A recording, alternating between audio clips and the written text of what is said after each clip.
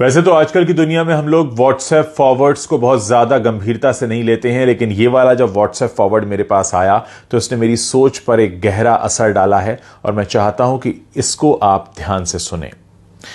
ये WhatsApp message है भगवान का घर के बारे में। कल दोपहर मैं बैंक गया था तो वहां एक बुजुर्ग भी अपने काम से आए थे। वहां वो कुछ ढूंढ रहे थे। मुझे लगा शायद उन्हें पेन चाहिए, इसलिए उनसे पूछा तो वो बोले, बीमारी के कारण मेरे हाथ कांप रहे हैं और मुझे पैसे निकालने की स्लिप भरनी है, उसके लिए मैं देख रहा हूं कि कोई मदद कर दे। मैंने बोला, आपको कोई आपत्ति ना हो तो मैं आपकी स्लिप भर देता हूं। उन्होंने मुझे स्लिप भरने की अनुमति दे दी। मैंने उनसे पूछकर स्लिप भी भर दी। रकम निकालकर उन्होंने मुझसे पैसे गिनने को कहा तो मैंने पैसे भी गिन दिए। हम दोनों एक साथ ही बैंक से बाहर आए तो बोले, सॉरी, तुम्हें थोड़ा कष्ट होगा परंतु मुझे रिक्शा करवा दो, इस भरी दोपहरी में रिक्शा मिलना बड़ा कष्टकारी होता है। मैंने बोला, मुझे भी उसी ओर जाना है, मैं आपको कार से घर छोड़ देता हूं। वो तैयार हो गए। हम उनके घर पहुंचे। 60 बाई 100 के प्लॉट पर बना हुआ एक घर था। घर तो क्या कहें, बंगला आप कह सकते हैं इसे। घर में उनकी वृद्ध पत्नी थी। वो थोड़ा सा डर गई कि इनको कहीं कुछ हो तो नहीं गया जिससे उन्हें कोई छोड़ने एक अपरिचित व्यक्ति घर आया है। फिर उन्होंने पत्नी के चेहरे पर आए भावों को पढ़कर कहा कि चिंता की कोई बात नहीं है, ये मुझे छोड़ने आए हैं। फिर बातचीत में वो बोले, क्या बोले अब ध्यान से सुनिएगा।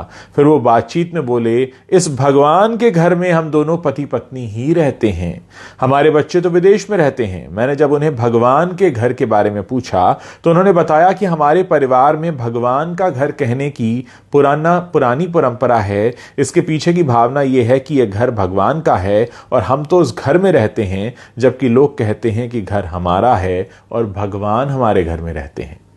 मैंने विचार किया कि दोनों कथनों में कितना अंतर है। उसके बाद वो बोले, भगवान का घर बोला तो अपने से कोई नकारात्मक कार्य नहीं होते और हमेशा सद्विचारों से हम ओतप्रोत रहते हैं। बाद में मजाकिया लहजे में बोले, लोग तो मौत के बाद भगवान के घर जाते हैं पर हम तो जीते जी ही भगवान के घर का आनंद ले रहे हैं। ये वाक्य भी जैसे भगवान ने दिया कोई प्रसाद ही है। भगवान ने ही मुझे उनको घर छोड़ने की प्रेरणा दी। घर भगवान का और हम उनके घर में रहते हैं। हमको इस कहानी से बहुत कुछ सीखने को मिलता है दोस्तों।